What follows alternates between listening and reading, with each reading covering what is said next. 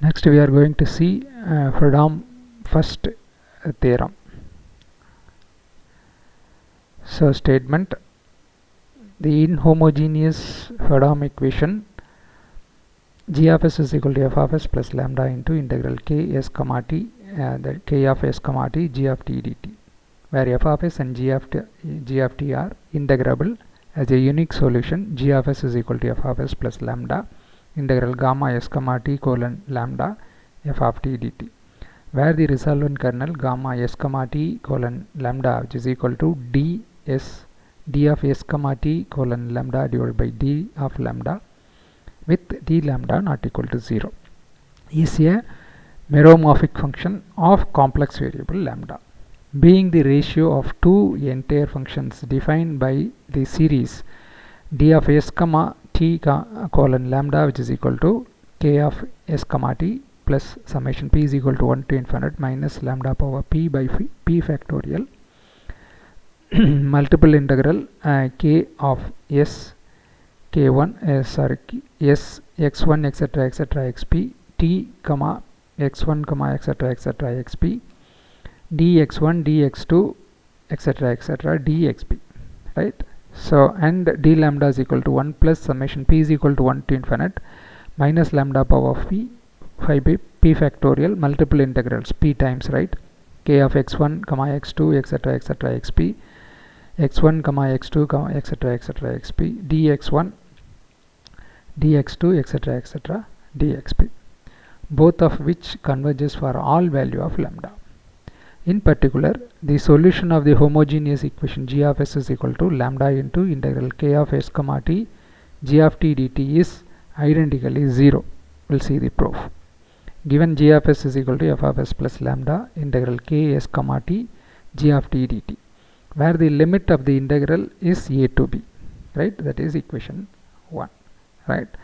Divide the interval ab into n equal parts as we are dividing the whole interval, right? S1 equal to T1 equal to A, S2 equal to T2 is equal to A plus H, right? Sn which is equal to Tn which is equal to A plus n minus 1h, where h is b minus a by n. We can write integral a to b k of s comma t g of t dt is equal to h into summation j is equal to 1 to n k of s comma tj g of tj, because we divide the interval. Integration is nothing but integrating the divided interval into 1. That is what integration. So we can use the Riemann integration, we know, right? That is the basic definition. So we can write it as a summation. So that is why we are writing like this, right? K of s comma tj g of tj, which is equal to h summation j is equal to 1 to n k of s comma sj g of sj. Just we are replacing, changing the variables, same value. Instead of x you are putting y, no problem. Whenever you are having the summation f of x comma y, right? Suppose so it can be written as summation f of t comma s. That is not a problem. Summation is not affected by this, right? So this is equation number 2. From 1 and 2, g of s is equal to f of s plus lambda h summation j is equal to 1 to n k of s comma sj g of sj for all s belongs to ab, because we divided like that, right? We divided the interval ab into small parts s1 s2 s3.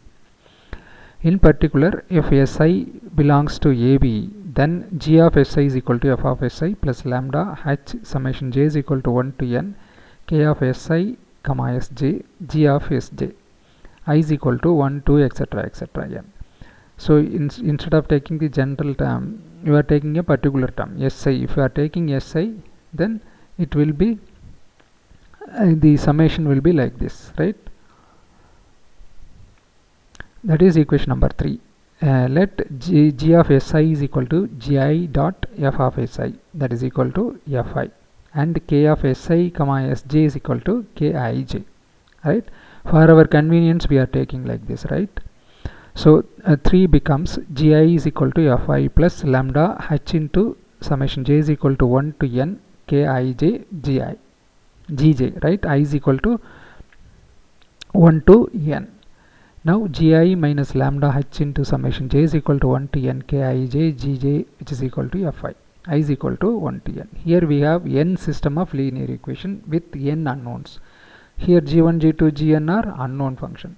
So here I is equal to 1 to n. There are n equations like this, right? So substituting I is equal to 1, you will get g1 minus lambda h j is equal to 1 to n k1 j gj, right? When you are putting 2, you will get the second equation. Like that you are having n equation with n unknowns, g1, g2, etc, etc, gn. If we solve these n system of linear equation, then we will get the solution of 1 at the point s1, s2, sn, right? The resolvent determinant of 3 is given by, now we are taking the resolvent determinant for this to solve, right? So dn lambda, which is equal to 1 minus lambda h k11 minus lambda h k12, etc, etc, minus lambda h k1n. So etc, etc, last term 1 minus lambda h k nn, right? If we take dn lambda is equal to 0, we will get the eigenvalues, right? Suppose dn lambda not equal to 0, expand the determinant dn lambda in powers of minus lambda h, right? So if n is equal to 2, we have d2 lambda is equal to 1 minus lambda h k11 minus lambda h k12 minus lambda h determinant value second row, right? Minus lambda h k21 1 minus lambda h k22. So we can solve the determinant. So 1 minus lambda h k11 into 1 minus lambda h k22 plus lambda square h square k12 k21, that is equal to 1 minus lambda h k11 minus lambda h k22 plus lambda square h square k11 k22 minus lambda square h square k12 k21, that is equal to 1 plus minus lambda h into k11 plus k12 k22 plus minus lambda h square k11 k22 minus k12 k21. So that is equal to 1 plus, right, minus lambda h, taking minus lambda h outside common, write it in a summation v is equal to 1 to 2 kvv plus minus lambda h square in the determinant, you can write it in the determinant form, right? k11 k22 minus k12 k21 can be written as k11 k12 k21 k22. So that is equal to 1 plus minus lambda h summation v is equal to 1 to 2 kvv plus minus lambda h square by 2 k11 k12 k21 k22 in the determinant plus determinant k11 k12 k21 k22, right? So we are split it into 2 form, 2 times, so that is why we are putting 1 by 2, right? 2 and 2 get cancelled, that is why. So d2 lambda is equal to 1 plus lambda minus lambda h summation v is equal to 1 to 2 kvv plus minus lambda h square by 2 factorial summation p comma q is equal to 1 and to 2 kpp kpq kqp kqq, right?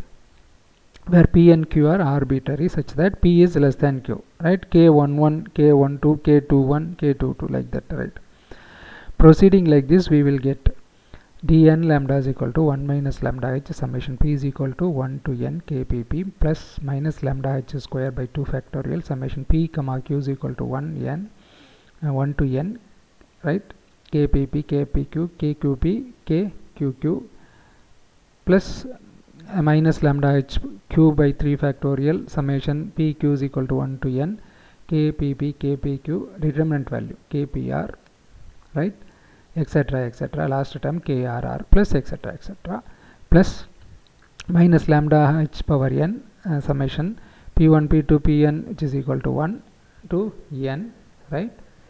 So for the second one pq, third one pqr, so nth term n terms, right? p1 p2 pn which is equal to 1 to n, then kp1 p1 kp1 p2 etc, etc, kp1 pn, then last row of the determinant, last term kpn pn, that is equation number 4. Let us take Fredholm determinant So just we are taking for the writing convenience, that is why we are taking, just we are keeping as a notation, right? K S1 T1, K of S1 T2, etc., etc., K of Sn comma Tn, determinant value, it can be written as K of S1 comma S2 Sn T1 T2 Tn, right? That is equation number 5. Using 5 in 4, we will get dn lambda is equal to 1 minus lambda h summation p is equal to 1 Tn K Sp comma Sp, right? We are using this notation, plus minus lambda h square by 2 factorial summation pq equal to 1 to n K of Sp Sq Sp Sq, plus minus lambda hq by 3 factorial summation pqr is equal to 1 to n K of Sp Sq Sr Sp Sq Sr plus etc. Because it is easy to write instead of writing the whole term, that is why we are taking as a notation, plus last term minus lambda h power n by n factorial summation p comma q p p2 etc., etc., pn equal to 1 to n K of sp1 sp2 etc., etc., xpn, right? Similarly sp1 sp2 etc., xp. Limit n tends to infinity, dn lambda is equal to dm lambda, right? Let it be. As n tends to infinite, h is equal to b minus a by n tends to 0 because n is in the denominator, and each summation tends to single, double, triple integral, right? When we are taking limit to the summation, it will become integration, right? Because we are summing up, integrating, right? That is what Riemann's integration, right? Hence Fredholm first series is d lambda, which is equal to 1 minus lambda integral k s ds plus lambda square by 2 factorial double integral k s1 s2 s1 s2 ds1 ds2 minus lambda q by 3 factorial triple integral k s1 s2 s3 s1 s2 s3 ds1 ds2 plus ds3 plus etc., etc. That is sixth equation. This is true for all lambda when k of s comma t is bounded integral function. K of st is the bounded integral function, then this is true, right? Hence it is an entire function from the definition of entire function of the complex variable lambda. We know that the solution of 1 is in the form g of s which is equal to f of s plus lambda integral f gamma of s comma t colon lambda f of t dt, right? Where gamma s comma t colon lambda is equal to d of s comma t lambda by d lambda. That is equation number 7. In order to find the resolvent kernel gamma s comma t colon lambda, we need to find d of s comma t colon lambda. We know from the properties of resolvent kernel, gamma s comma t colon lambda satisfy the integral equation g of s is equal to k of s comma t plus lambda integral k of s comma t g of t dt. So replacing, we will get gamma s comma t colon lambda because it is satisfying. Instead of g of s, you put gamma s comma t comma lambda. So that is equal to k of s comma t plus lambda integral k s comma x gamma x comma t colon lambda dx. That is equation number 8. From 7 and 8, d s comma t colon lambda by d lambda, which is equal to k s comma t plus lambda integral k s comma x gamma x comma t colon lambda into dx, right? We are using the 7th equation, right, and the 8th equation. So ds comma t colon lambda is equal to d lambda k s comma t k of s comma t plus lambda integral k of s comma x d of x comma t colon lambda by d of lambda into d of lambda dx. That is equal to d lambda k of s comma t plus lambda into k of integral k of s comma x. So d lambda and d lambda in the numerator denominator get cancelled, remaining d of x comma t colon lambda dx, right? That is equation number 9. 6 implies d lambda is equal to 1 minus lambda integral k of s comma s ds plus lambda square by 2 factorial double integral k of s1 s2 s1 s2 ds1 ds2 minus etc., etc. Let Cp is equal to, again we are taking, right, for our convenience, Cp is equal to, so integral p times, right, k of s1 s2 sp s1 s2 sp etc., right, ds1 ds2 etc., etc., dsp. That is equation 10. Using 10 in 6 we get d lambda is equal to 1 plus minus lambda power 1 by 1 factorial c1. We can write it, right, using the notation 10th. We have taken cp, right? So first one c1, second one plus minus lambda square by 2 factorial c2 plus etc etc. So d lambda is equal to 1 plus summation p is equal to 1 to infinite, writing this summation in the notation, right? Summation p is equal to 1 to infinite minus lambda power p by p factorial cp. That is equation number 11. 11 implies that df lambda is a power series in lambda, right? And hence from 9 d of s comma t colon lambda is also a power series in lambda, because it is in terms of df lambda, right?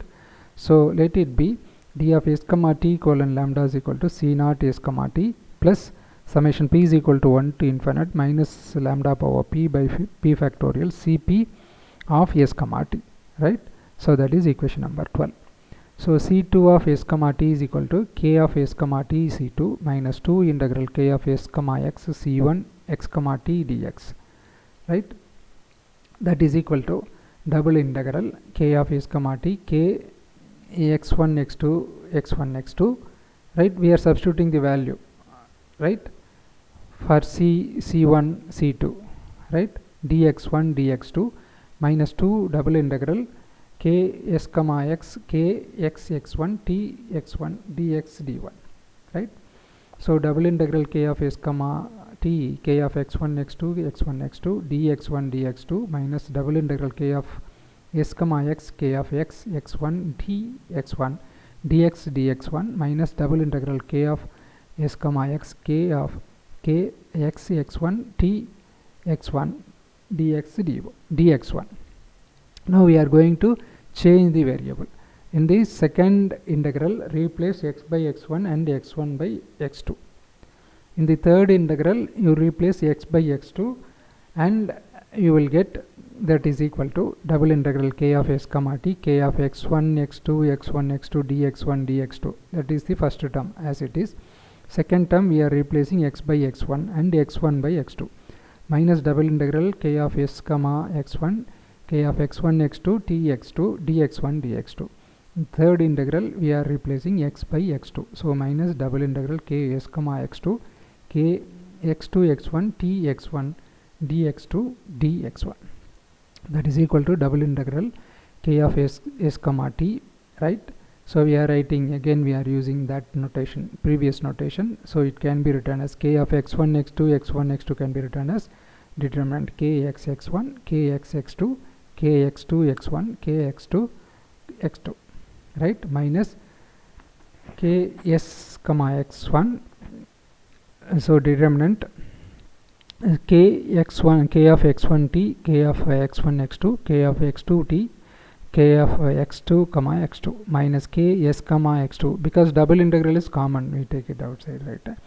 K s comma x2, so determinant k x2 comma t k x2 comma x1 k x2 x1 comma t k x1 x1 into dx1 dx2, that is also common.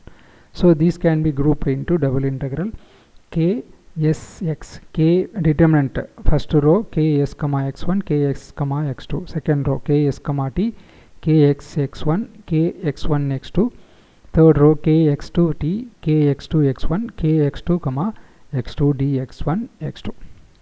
That is equal to, again we are using the notation double integral k s x1 x2 t x1 x2 dx1 dx2.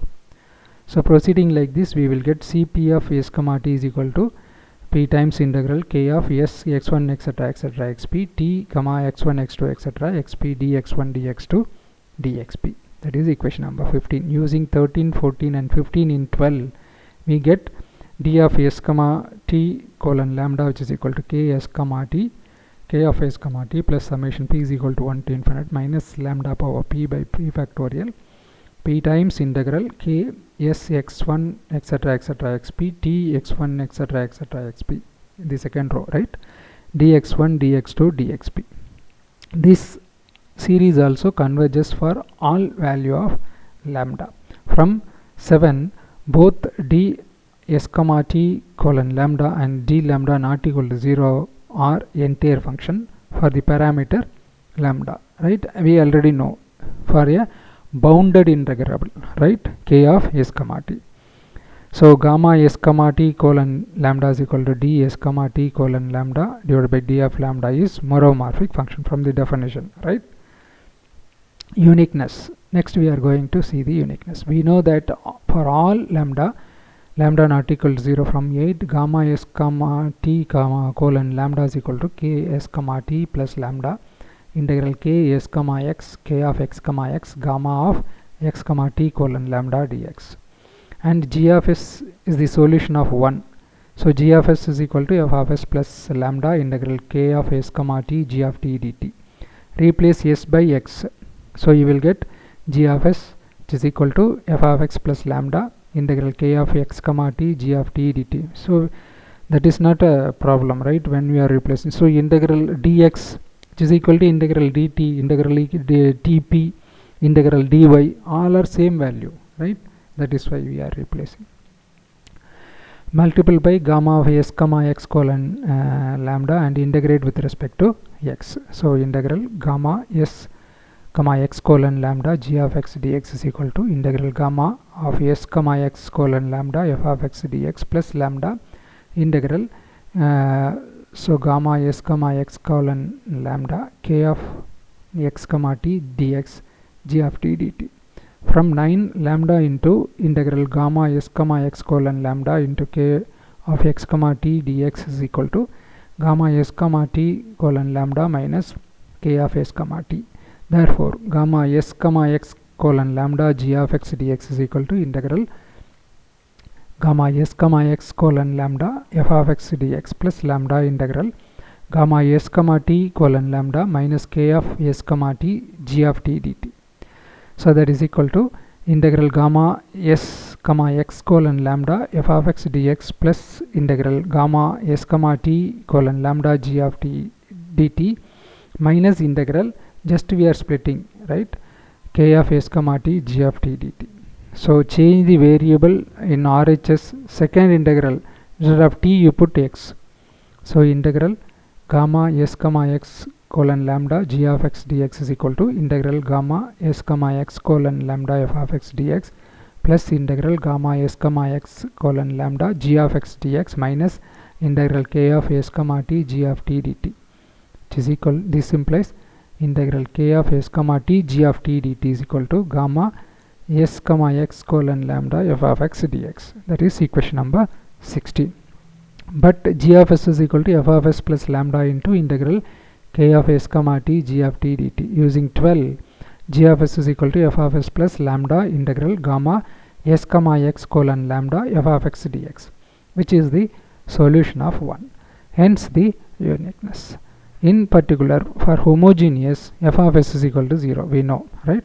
Hence the solution is g of s is equal to lambda integral k of s comma t g of t dt is g of s is equal to 0 plus lambda integral gamma of s comma x colon lambda into 0 dx. So this implies g of s is equal to 0. Therefore the solution of g of s is equal to lambda integral k of s comma t g of t dt is identically 0. Thanks.